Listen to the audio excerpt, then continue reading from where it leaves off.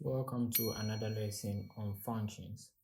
And this time around, we are going to look at functions that return a value. Alright, so let's dive straight into our IDE and we are going to look at how we create a function that returns a value. Right. So let's begin by creating a function that has two numbers, right?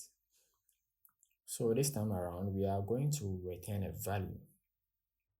Alright, so if you know your function is going to return a value, you have to use any other data type apart from void. Alright, so let's try adding two numbers. Right, let's do int for simple understanding. Then we can get the function name. We can simply use sum, and we can do int num1, int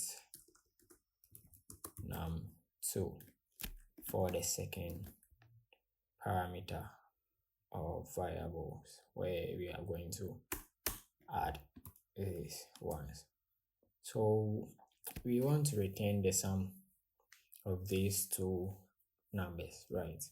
So we can simply do return num1 plus num2, the sum of the two parameters, right? And this is going to return the value. It's not going to output anything to the screen. It returns a value, and then you can make use of that value in your code for something else, right? So let's come here and then call our function. So call our sum function. So how do we call this? We are going to call this and say sum with the appropriate parameters, right? So we have to have variables that are being passed as our parameters, right?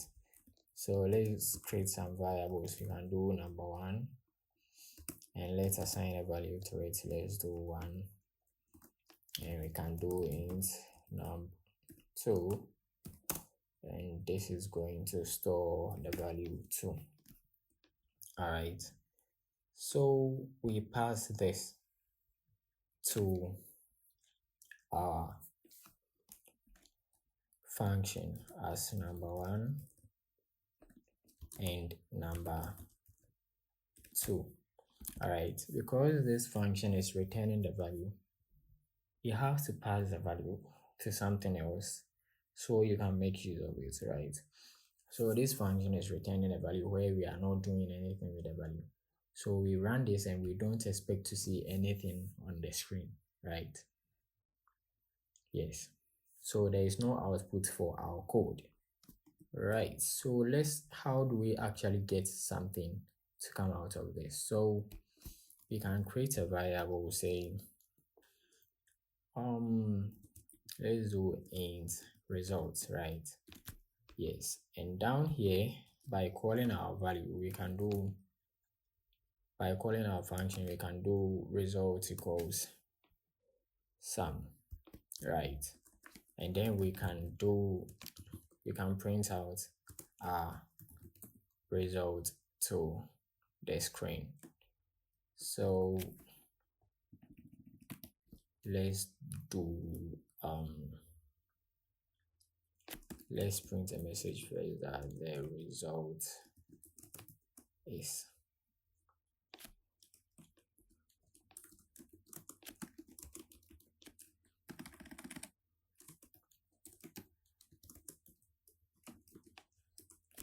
yes. And this time around we should actually have our results on the screen. Since we are having 1 and 2, we are supposed to see 3 as our results.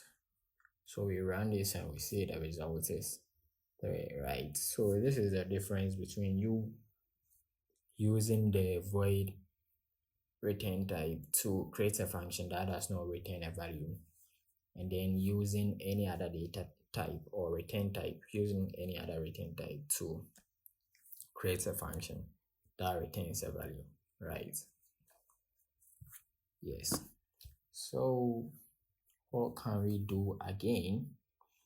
So then again, let's move to what we call function prototypes, right?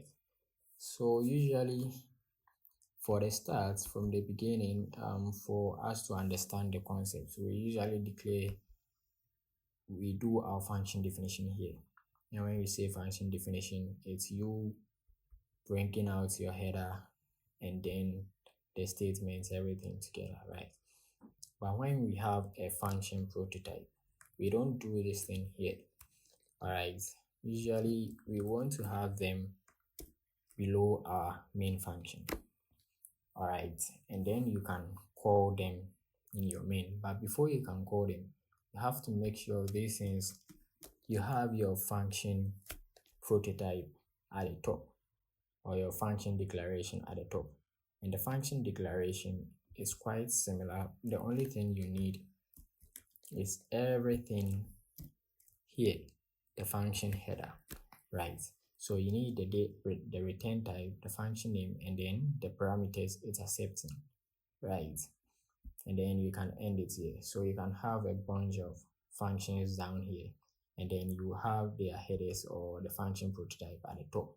And then you can call the function whenever you need. And this kind of like gives a clean code. All right.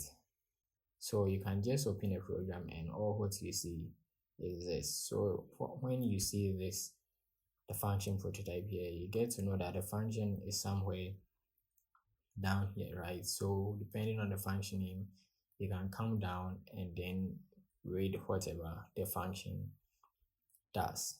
So let's run this and we expect to see the same results as the way. Right, so this is function prototype. All right, so now let's try something different from our dual example we had before, where we created a menu so a user can pick something, and until they select 5, our program will keep on running, right? So let's pick these things and then put them in a function in our function lesson, and then we can call this and see how this works out. So let's copy this from this whole do while structure, right? Let's copy this, come to our main function, our function lesson, and let's declare a function here. Say this is a function that is not returning a value, so we can do void. We can give it a function name, say menu. We are not going to pass any parameter.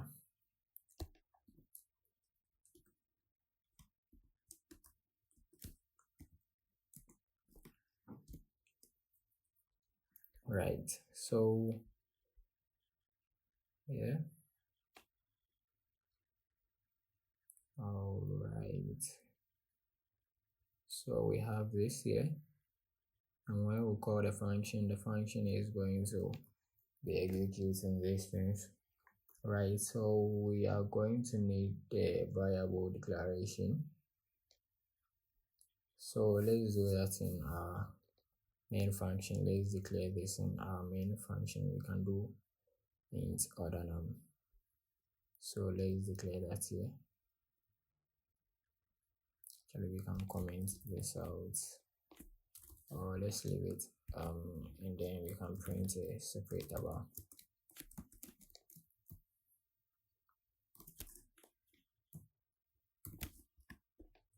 Let's end this, and right, so let's actually declare this num order num as a global variable, right?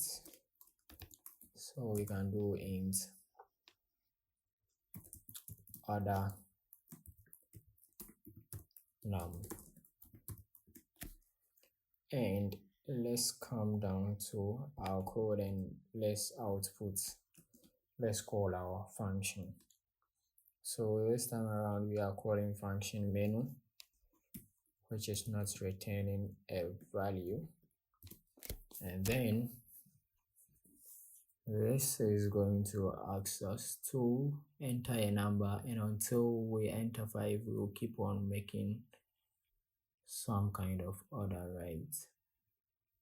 Yep, so I'm sure this is what we need. So yeah, we have to do the function declaration at the top, the function prototype. So let's put that at the top and then end with a semicolon. Then let's run this. So this will be for our first function, and this is the calling of our do while function, right?